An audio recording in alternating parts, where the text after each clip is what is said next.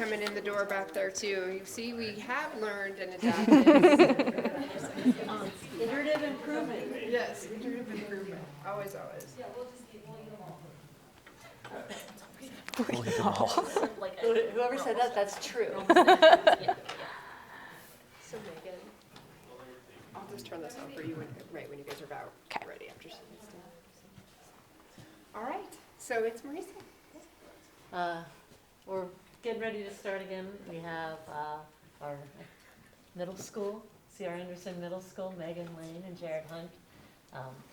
When Sandy had me come up in the fall of '05 to Helena to meet with the high school or science teachers of the Helena School District, Megan was there, and she reached out and said, I want you to come to my classroom. And it ended up being the next May, late April, May, I think May all the time, and warm, and leaves coming out, and I was done teaching. So I have this like warmth for CR because of the leaves. And I was living in Butte, and it was cold, and there were no leaves, so it was good, and they got so many phages over the years, maybe because of the warmth in part. Many of them are sequenced and annotated. When Megan went on maternity leave with her twins, Jared stepped up and did the phage hunting like he had been there the whole time, and he'd never even seen it, right? And his background wasn't in biology, science teaching masters, and yet here we are with these awesome teachers. Megan and Jared have their students write thank you notes, and we use the thank you notes to apply for the BRIC grant as evidence, because they talked about equipment, they talked about this, and we just counted and told them and put a picture in, and picture tells 1,000 words. And when I'm really down, because I get down sometimes, generally I'm pretty positive because of people like you that things can be good. I read those thank you cards and I feel better about myself. It's kind of like if you wash your car, you feel better about yourself. That's what my father-in-law told my husband. If you wash your car, you'll feel better about yourself. Well, they make me feel better about myself when I read their cards.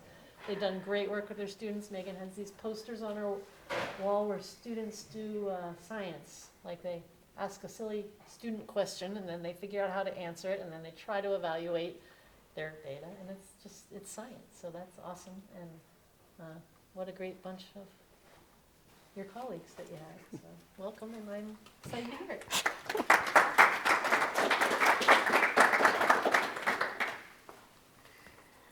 I have an animation on this first slide, so I have to wait till the projector warms up. Mm-hmm. Oh, and I'm not used to your buttons. So I had so much anxiety over what to talk about, because I'm in a room with everybody who has done the same stuff as me. So what do we have to talk about that is different? And I finally just decided to not worry about the fact that a lot of this is going to be the same, and just instead to talk about these ripples of impact that have happened in our lives and in our students' lives and in our community.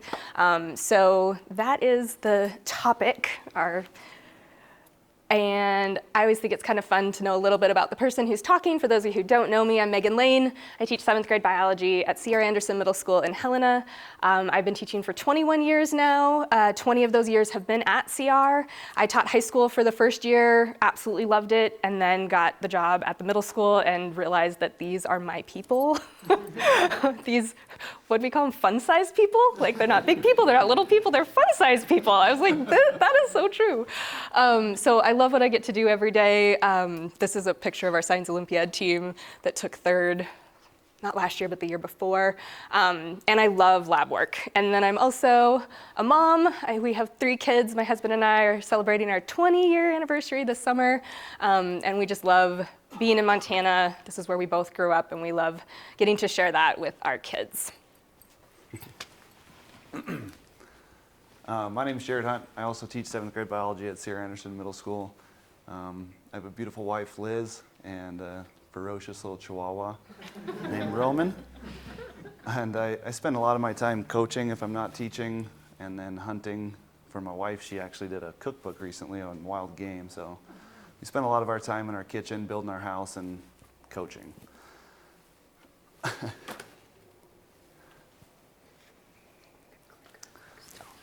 school at CR, for me, I really like teaching at CR mainly because it wasn't that long ago that I was in those same seats at CR. Brings it really full circle around to me. I was not like a very good student growing up. I didn't really enjoy school. I put most of my effort into athletics, and athletics got me a long ways, and it got me a college scholarship to get a degree in elementary education. So I didn't take a microbiology class, and I didn't take any lab work, and I think I took one biology class actually. And after graduating, I was just trying to think about what I wanted to do in college and getting that degree. I knew I kind of wanted to coach, and teaching kind of comes along with that. A lot of my mentors were teachers, and teaching was kind of what I thought I wanted to do. I thought I wanted to teach math, and I subbed for 2 years in the district trying to get my foot in the door, and ended up getting offered the science position. I was like, okay, I can do that. I'll do anything for a job at this point, pretty much. And I am very, very happy that I got science and not math, and that I got to be mentored by Megan, because she is just like the epitome of an awesome teacher that just, I don't know, everything about her, I just want to be a great teacher like her. And I was just getting into teaching, probably 3 or 4 years, starting to feel comfortable as a teacher, when Megan asked me if I wanted to join that phage family. After she told me a little bit more about bacteriophages and phage hunting, I thought to myself, yikes. But I also thought, I should do this. I really should. And again, I'm so happy that I did. The Phage Academy every summer, the first one in particular, I was very overwhelmed. Again, I had no lab experience, no micro experience, and was just having fun listening and learning, and I really, really enjoyed it. And like Marisa said, I took over for Megan, and before she got her maternity leave, and I didn't know anything about phage hunting and phages, but it seemed fun, and it inspired me, and I know it inspires our kids. So I agreed, and it's been awesome. The first 2 years of the phage program, I was still swimming quite a bit, really kind of focusing on me, I think, and watching Chris Doyle pretty much do everything for us. It was awesome. But the last couple of years where we've had more of the reins, it's been very apparent how much this program sticks with our kids and how much they love it. And the phage program, to me, like really coincides with my philosophy of teaching middle school, because I believe that middle school is like the time that you're going to reach a student and determine if they're going to take their academics serious or just kind of get by like I did back then. And this absolutely inspired me in science, and I know that it inspires my kids because that's all they talk about for weeks before and weeks after. And I'm just so excited to continue that program, and we're going to try to figure out ways where we can keep doing this year in and year out, because it's an awesome project for our kids, and reaching these kids in middle school on the path of science is pivotal, I think. So that's about all I got. I don't have a lot of experience in this, obviously. So I'm making up the difference. I know you were all shocked by this. Just shocked. So I wanted to do a little walk back through the timeline. I didn't know how much we would have talked about this already. Turns out quite a bit, but you know what? I've got the slides, we're gonna do them. So starting back in 2005 was the first visit from Dr. Padula. I did meet her at a Helena School District curriculum meeting. It was one of those she's talking, and at one point she goes, "And I'll come to your classroom if you want." And I didn't quite sprint at the end of the meeting, but it was like a close thing. I was like, "Please come visit my classroom." So she came that spring, and this was one of the plates that we pulled out of the incubator. This was from my classroom, that's my desk. And I remember Marisa's freaking out, and I'm excited too, but I don't know enough yet to be excited enough. This was actually a sample that my mom grabbed for me from her barn, from the manure pile, for compost. So the whole no animal yucks, I'm always like, well, no dog yucks. But so this became D Lane and Macho. I let my kids name the Phages that year, so they named it Death Lane. And then Macho was the name of my mom's horse that year. And after that, I just kept emailing her every spring and saying, hey, do you want to come back? And she'd say yes, and I'd say awesome. And so years go by. We're now in 2014. Actually, we'd just gotten into 2015, and I knew that this NIH SEPA grant had been written. I didn't know what that meant. I had no idea what the acronyms were. I just knew that things were kind of changing, that there was an application out there that needed to be filled out for the Bringing Research into the Classroom BRIC grant. And I hadn't applied. And Marisa calls me, and she's like, I don't have your application yet. I go, I know. She's like, where is it? I said, I don't know that I'm going to be able to do this.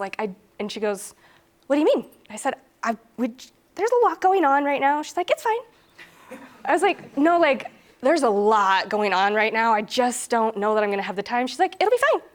I said, no, I don't know, Marisa. She's like, you have to apply. And I said, this is an actual transcript of this conversation. I was like, I don't think I'm going to. You have to. And I'm like, and at this point, the only people who knew this news was my parents and Scott's parents. But we had been matched with a mom who was pregnant with twins, and they were going to be born in a couple months. And I just was like, I can't sign up for this 5-year thing when we're going to be, times 3ing the kids at our house, because we only had one at that point. And so I tell Marisa, I go, okay, no one else knows this, so you can't say anything, but we might be having twins. And there's just silence on the line. And she goes, I kid you not, okay, that'll be fine.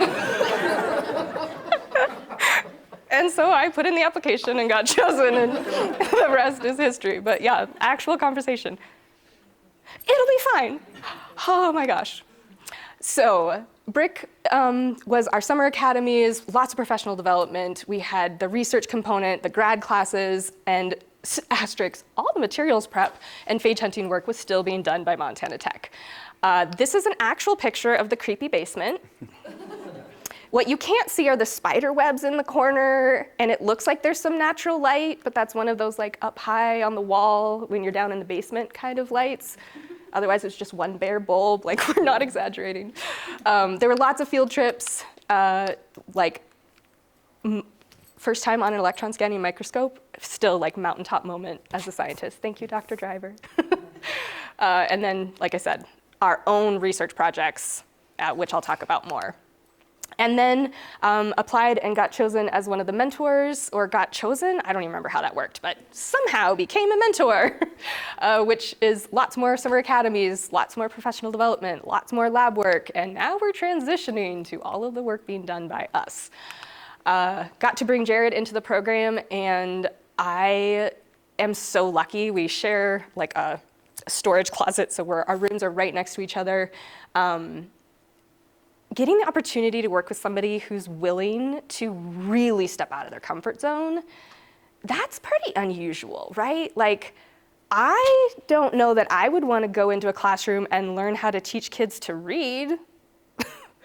That sounds really hard and scary. And here you have someone who's not trained for the science at all and just says, sure. I think that is such a testament to his strength of character, because to admit when you don't know something and to get into something that is really hard, it's hard for me, and I have a strong background in science. So to be willing to do that work, I think is incredible. We got through the pandemic. We had lots more lab work and field trips, all of this amazingness. And so as I was preparing for this actually was already talked about, but my kids did write thank you notes every year. I'm gonna have to read this because otherwise I'm gonna get a little emotional, but this was the first year that my students didn't write thank you notes. And it kind of occurred to me that this is the last time that I have to stand here in front of you and say a thank you to those of you who've been so pivotal in my journey as an educator and as a scientist. And so literally the rest of this is totally a rehash of everything you guys have already said, but this is my thank you to those of you who have made all of this possible. So this is my love letter, my thank you note. to you guys.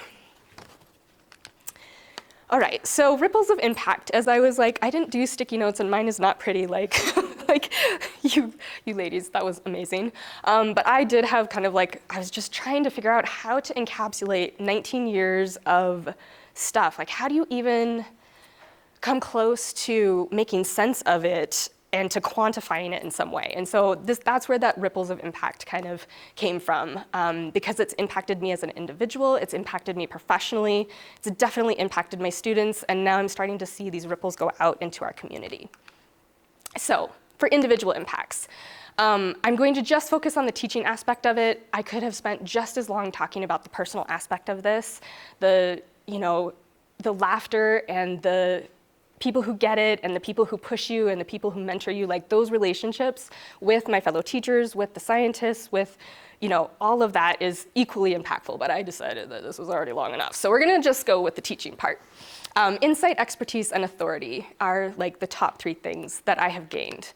So in terms of insight, I think a lot of times as teachers, we forget what it's like for our students to be in that position of, this is new, this is hard, this is unfamiliar, it's coming at me really fast, these materials are unfamiliar to me, the terms are unfamiliar to me, and so so I had been teaching, well, when I started BRIC, I'd been probably teaching for about 12 years at that point, so it had been probably that long since I'd really been in that student seat, and it was really eye-opening to be back in that place of, I'm uncomfortable, I'm not sure how to do this. They're standing there acting like I'm gonna be fine, I don't feel fine. Like, none of this feels fine right now. And pushing through that, like all of that just gave me so much more understanding of what my students feel. It gave me more compassion. It made me think about the scaffolding that I had in place. Was that sufficient? Did it need to be different? Did I need to do a better job with that so that they would feel supported and like making mistakes is okay? So these are just some, like, we've got titering going on, we've got DNA extraction. This one I still don't really understand. This one still feels really hard. This one was that designing my own research project. So I just feel like I gained so much from having been put back in that student seat. And in terms of expertise, oh my gosh. When Chris first visited that spring to be like, this is what you're going to do all by yourself, he left and Jared and I were both like, oh my gosh, this is never gonna happen. It just, again, it felt like so much. But now we're like writing our own procedures and we've got our own little timeline thing, and thank goodness Sarah is really detailed. That's your handout back there that our notes are all over. And then this doesn't look like much, but this is really impressive, you guys. This is a successful SMEG. Yeah. That then went to Steve because Sarah had to give me hers, so we're like, yep. It is all a group effort. And then authority. A lot of us have mentioned this, but our students see us differently when we get to speak about our own research experiences. They do see me as a scientist, they do see me as an expert, but I think it also, like at the same time, it levels that playing field. Like, if Miss Lane can do this, maybe I could too. Right? So there's this like double benefit, really powerful double benefit of, I see you as a scientist, you're a person of authority, I can respect what you're saying, you're making it more real for me, but then also, maybe I can too. Okay, professional impacts. So opportunities that I would have I didn't even like consider. That's the thing. All 3 of these things up here would have never even thought about if it wouldn't have been for the mentoring and pushing that I was getting from the CFWEP and Phages folks. So research, publication, and presenting. Yep, this is just how enthusiastic I am all the time. So research.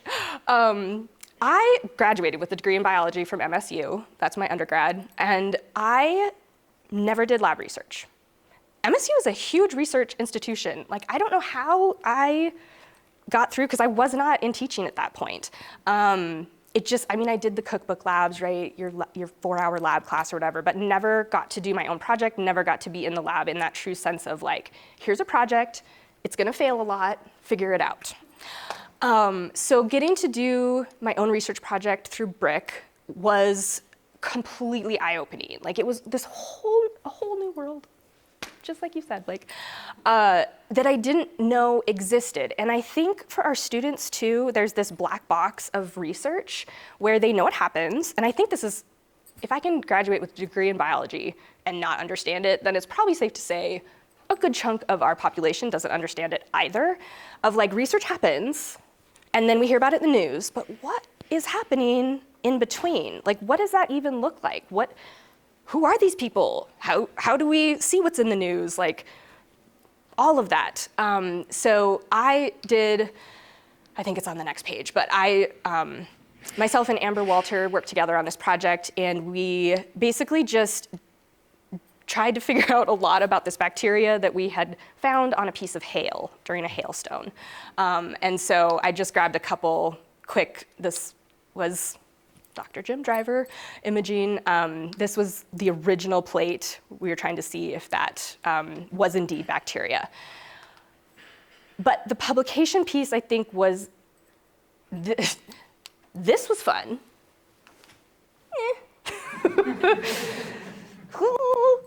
Yeah, this is not as fun. But talk about just being part of that process of like, how do you write it up? How does that have to happen? Then what happens to it? Like, where does it go after you write about it?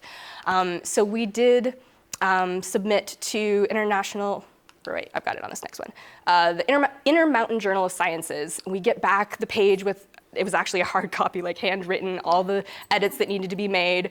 And that was successfully accepted for publication in 2021. It took us a few years. But I can now talk with my students about that process, and I actually, it'll be part of this next slide, but I think it's really important that they understand not only like how to design an experiment, but then what happens to it afterwards. Where does it go? What do people do with it? Why do we care?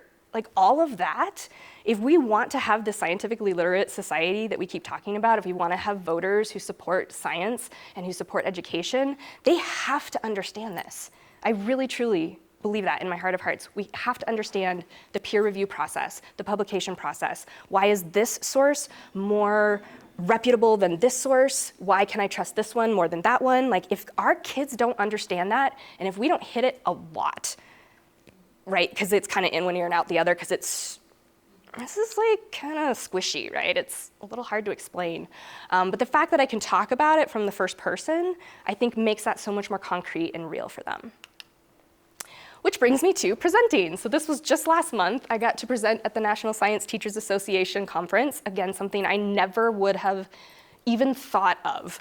And my talk was Empowering Student Scientists, Bringing Research into the Classroom. And this was a nod to BRIC, but my presentation wasn't about BRIC. It was about how do we help our students model the scientific process, all of it, from writing the procedure, to doing the experiment, to analyzing the data, to presenting to their peers. So we do a mock scientific conference multiple times a year, and then they're expected to ask questions, and it's a whole thing. But talking about that with other teachers in this, we have to unpack what's in that black box of science. Otherwise, we are not going to have a scientifically literate society. We're just not, because that's kind of the whole thing, right? So this is my actual oh, thank God that's over moment, because I almost threw up that morning. I was that nervous. And then I sent a text message to the ladies, Chris and Raylyn and Marisa, and someone else was in my room, and they were set up, and it was this whole thing. But we got it worked out. It was fine. But I was really glad when it was over. And the conference was so much more than that. So this was a conference for science teachers, and we had an incredible keynote speaker. If you're familiar with Mark Roper, who's the YouTube squirrel obstacle course guy. Oh my gosh, if you're not, you have to go watch. He's got a lot of really cool videos. He's got one on the solar system, a to scale model where he uses a drone and shows you how actually far apart the different planets are. He was incredible incredible. It's like so inspiring. He's gonna create a free curriculum for middle school science teachers, like just amazing. Got to go to lots of cool professional development. This is a professor at Stanford who, if we email her, will let our students remotely access her electron scanning microscope. I told my kids that and they were like, no way. They're so excited. Got to pet animals at the zoo. They closed down the whole zoo and just let all the teachers go. So, I mean, getting to present was amazing, but then getting just all the opportunities on top of that, never, ever, ever would have thought about doing it, let alone could have funded that on my own. So many, many, many thanks. All right, let's talk about my students. And I did want to make a quick note. This is D Lane. I pulled this from Phages DB, so those are the background. That's on that first plate from Maurice's visit. So impact on my students: research, resources, knowledge, and connection. And thank you to Chris for all of the wonderful pictures. I think it's kind of like obvious, but authentic biomedical research in a middle school setting particularly, like that's pretty rare, right? I say not so funnily, but we are the bastard of the school district. Like middle school is completely ignored and forgotten. The way funding works in Montana, K through 8 is one district and then high school is a different district. So the money gets spent on K-5 and then there's a whole separate bucket of money for 9-12, and then middle school, they're just like, ooh, sorry. So not only do we not, I mean, my sink leaks on orchestra downstairs. We have one sink in our room that is smaller than a piece of paper. That's the extent of our science stuff. So like the opportunity for them to do something like this, not only do we not have the resources, but I certainly did not have the background to like come up with something like this on my own. I couldn't, there's just no way. Whoop, sorry. And resources. This was better than Christmas. This was the day that Chris came with the entire van full of stuff. And there were like happy notes written to me because they knew how excited I was gonna be. It says, happiness in a box, not quite the Amazon smile, better.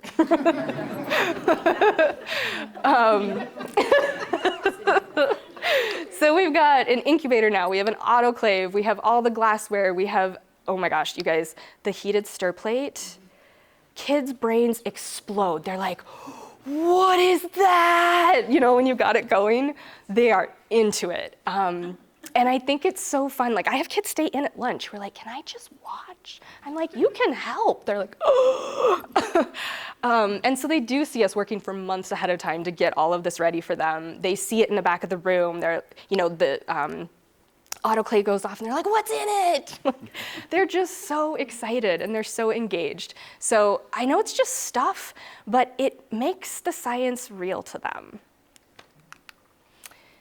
All right, so student knowledge.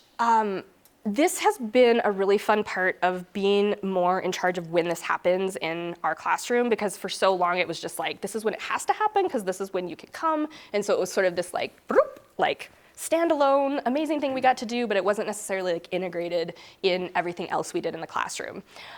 So this year, I actually designed a project for students where they made PowerPoints about phage hunting. And I told them that they were gonna have to use this to teach an adult about phage hunting.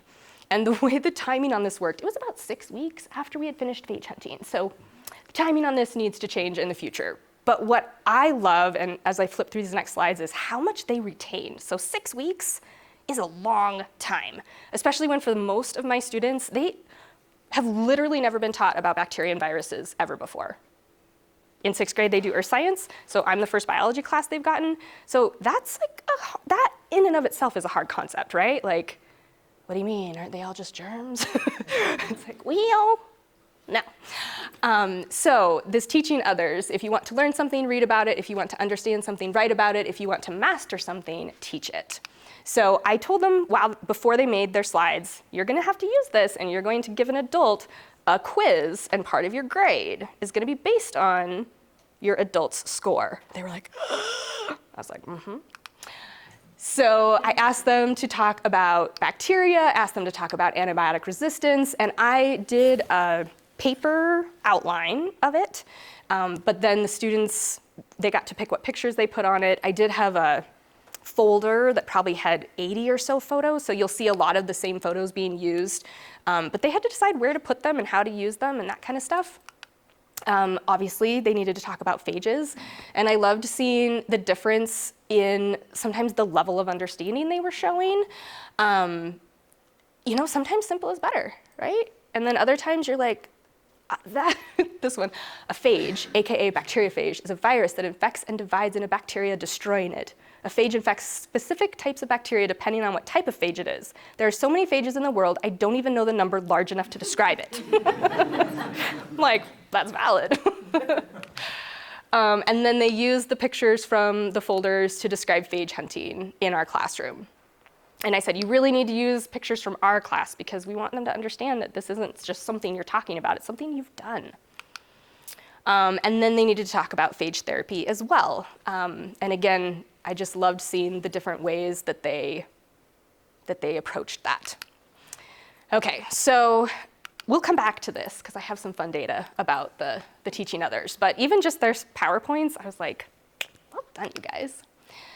In terms of student connections, I think very rarely, I would say probably in most science classrooms, 6 through 12, do we have the opportunity to really genuinely connect our students directly to the outside world of science, right? We do experiments with them, they design their own stuff, but then it just stays in our classroom. This doesn't stay. This goes out, and this becomes part of this bigger global understanding of phages. And I mean, I've been doing this for a while and used to say to students, someday this could save people's lives. And now we get to say it is, right? It is saving people's lives. And so for students to feel connected to that and to legitimately be, we're not like sugarcoat or babying this down for you. Like, this is legit, guys. I think that's really powerful. Okay, so I just pulled a couple. These were from thank you notes. You make me feel that anything is possible if you work hard and look to the future. I never knew moving the phages to the auger would be that complicated. The controlled sanitation of the labs was quite shocking. I would like to learn more about the process they do at Montana Tech. Testing our own samples was very interesting and exciting. I was surprised that the dust zones, plaques, can be so clear to see to the naked eye. I thought we'd be using microscopes to see the phage-infected areas. The fact that a bunch of middle schoolers got to do college-level science is mind-blowing, and I'm thankful that I got to be a part of it. I'm not a huge science person, but experiments like this make me like it more and more. All right, so ripple's getting wider. We're now at community impacts. So I decided to start big and kind of come back to Helena. So Phages DB, our district leadership, and then family members. So, not gonna lie, pretty proud. And this is just a fraction of them. I honestly think there have been more than 20 discovered in my room because we've been doing it for 19 years. There were several years where we found 3 or 4, like had a plate with 2 on it and then another student or 2 found them. We have had 3 years where we got skunked, this year being one of them. I am hoping we're gonna move it back to May, and I'm crossing my fingers. I'll be really interested to see if that helps. But we go all the way back to D Lane. We have Lady Helm, Tupela, Twinsies, Lint Wonder, Starcevich is on there. So and then this I thought was kind of cool. This is research. So if you go on Phages DB and you scroll down, one of the things you can look at is if it's been in any published research, if that phage has been published. And D Lane was in this publication. So they took 627 phages and did some genomic comparison. I'm like, oh, it's come so far. All right, district leadership. So we've got some kind of interesting political stuff going on in our district in terms of curriculum. So about 5 years ago, I decided that it was important that I start talking about what's actually happening in my classroom. I'm generally not someone who does that. I'm like, I have my own little room, do my own little thing, and that's good. But we are potentially in danger of losing some of our hands-on aspects of our science curriculum. And so I wanted to invite our district leadership in to basically show them, like, you want to lose this? So started sending emails to our superintendent, assistant superintendent, the leadership in my building, our union president, our entire school board, and also including some information about Phages just in case they couldn't make it. And people showed up.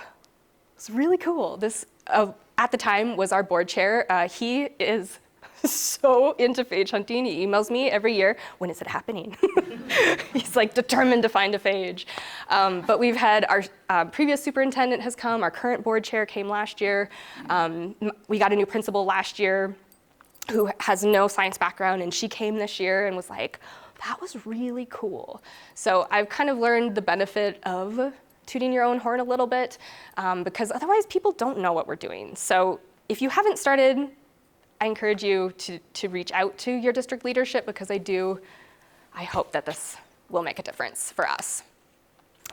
This is some of their words or emails that I got back. Megan, this was incredibly cool. Thank you for your hard work and thank you for sharing this. Here's what I learned today. Middle schoolers rock.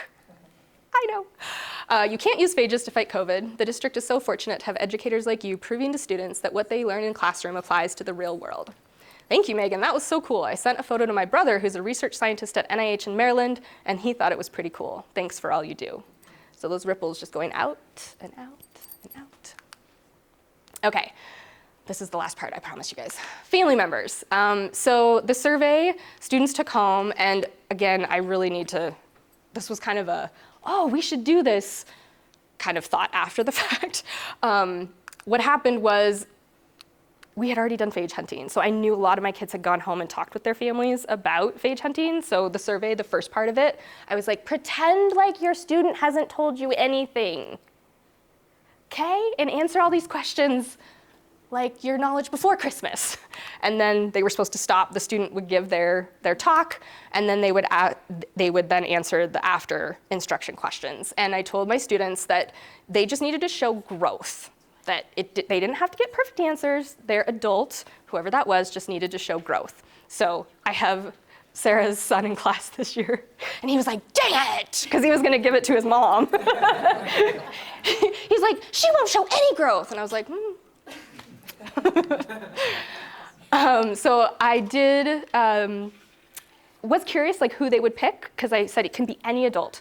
And obviously, overwhelmingly, this was a family member. And then I didn't even know this was called a Likert scale, but this was me and Chris Pavlovich, did I say that last name right? At NSTA, brainstorming over lunch one day, and she's like, oh, you need to do it in a Likert scale. And I was like, a what? So that's when there's 5 options. Someone else used that vocabulary. You already knew it. I didn't know it. So I used a Likert scale, as one does.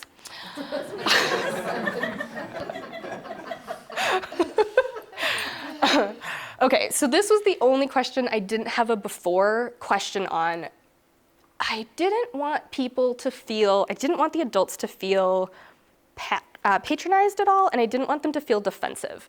Because I really do think bacteria and viruses in general in society get lumped into the same bucket, and I don't think most people probably, off the top of their head, can come up with the difference between bacteria and viruses.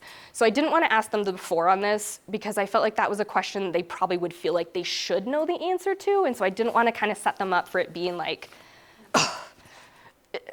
you know. So this was only an after, but my student explained the difference between bacteria and viruses, and I can explain at least one specific way that these organisms are different from each other. So I had 95 students return surveys. I had a handful who had technology issues, we just couldn't, anyway. And then I had about 8 students who didn't get it done in time to be included. So vast majority of my students did fill this out. And I was so proud of them. Like, these are the agrees and strongly agrees. Only one parent was like, maybe, maybe not. So I pulled this up for my students and I was like, you guys, look at what a good job you did. Like, you really taught your family members a lot. And they were like, they were so proud of themselves. Okay, so this was a before and after. I know how to define or describe phages. So before, in strongly agree and agree, again, that's the purple and the red, 8%. After, 98%. I am familiar with antibiotic resistance and why this is a growing threat to public health. agree and strongly agree, 65%. That was actually encouraging to me because this is like one of those things that keeps me awake at night. I think this is like our next threat to global health. I was glad that at least 65% of people said, yeah, I do actually know what that is. After? And also, right, the strongly agree before maybe was what, 20%, and we bumped that up to 75. I understand at least one potential medical benefit of phages. Before the agree and strongly agree was 19%, which I thought was really interesting because only 8% of people knew what phages were. So I'm like, I mean, maybe you're just reading about the paper, right, and hearing the words, but not knowing what the phage is that does the thing. I will also be interested to see if this number goes down if I actually give the pre-survey questions before we do the phage hunting. So, you know, areas of improvement. But after, 98%. That is not the right data. So I either have the wrong pie graph. I was copying a lot of pie graphs for this, you guys. Or I have the wrong percentage. It is more. There's more purple and red. And then finally, I can give a concrete example of how middle school students at C.R. Anderson Middle School in Helena, Montana are participating in authentic biomedical research that is contributing to our global understanding of phages. The before was 13%, which I also thought was a really weird number. I'm like, no, you didn't. unless you have a sibling that has already been to my class. And then the after was 93%. And I do, so see, this is the wrong pie. This is the pie for the next slide. Anyway, I think the percentage was right on that one. This one was my biggest amount. I think there were like 7 people who were in the neutral, and then one person who was flat out like, nope. So I either need to write the question better, that is a really long question, or maybe that's where my students didn't do as strong of a job. I mean, still, lots of improvement though, right? And then there was an open feedback option, also thanks to Chris Pavlovich, where I just said, what are your thoughts about middle school students doing this kind of hands-on research? I love the hands-on labs and experiments, such a great learning tool for students. I was really impressed by the presentation and level of detail with clear examples given by Elise. I can tell she's learned so much from these labs and experiments in the classrooms. I think it's important and valuable for students to understand how research is done and how science is applied, both academically and in their personal lives. Yes. Okay, I know. And this one, you guys, I might frame and put on I need that printer that you guys have, the really big one, and it's going on my wall like this big. I can see my child is learning so much from the hands-on labs and experiments. Compared to the use of computer programs, he is much more excited about the labs and experiments and therefore is learning more and retaining more of the information.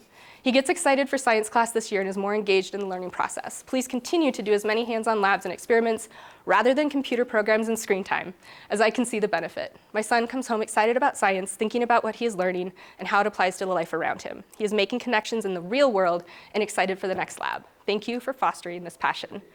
And remember I talked about the political stuff going on? In 6th grade, they're on a computer all day, every day, doing a scripted science curriculum. So,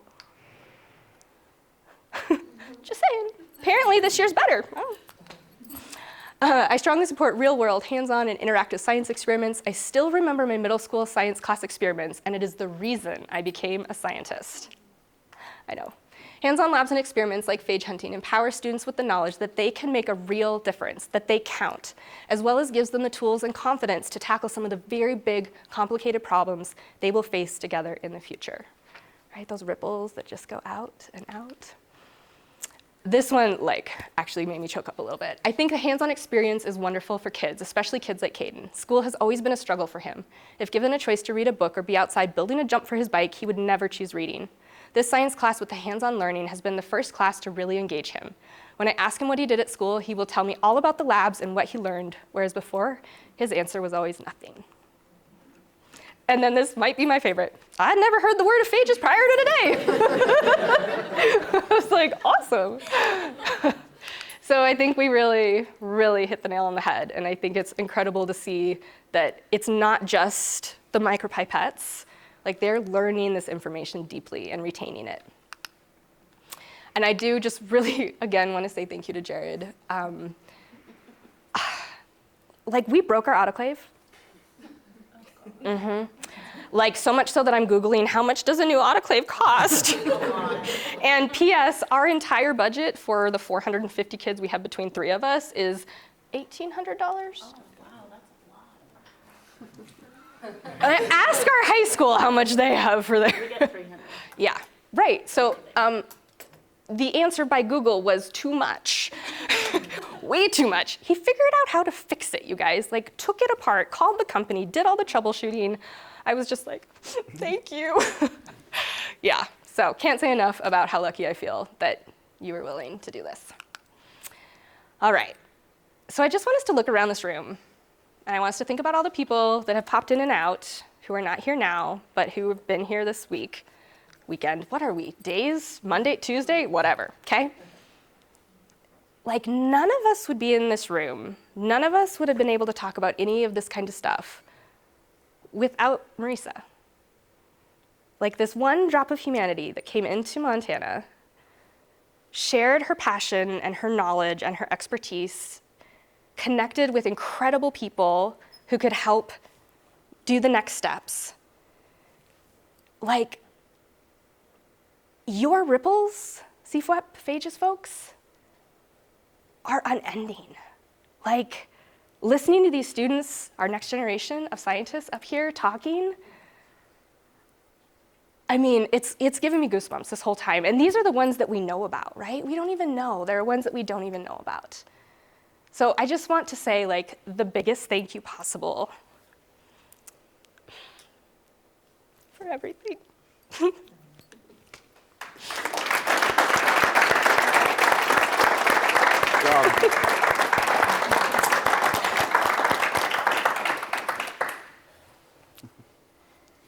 Yes. I'm really sorry about frustrating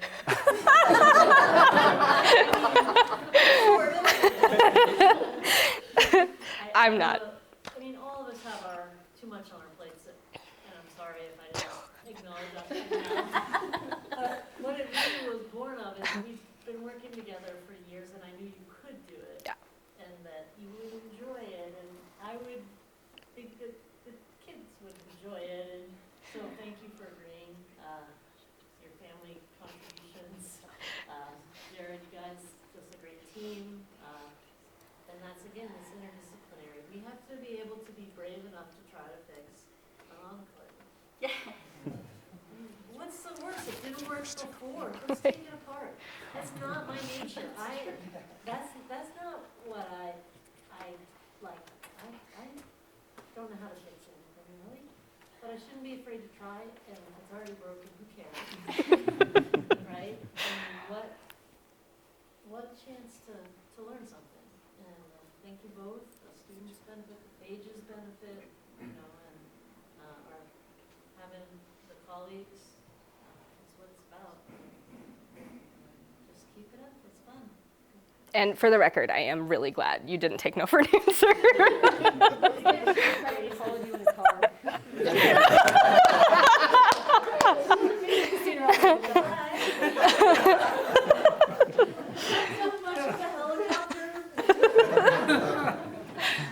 So before she takes this off of the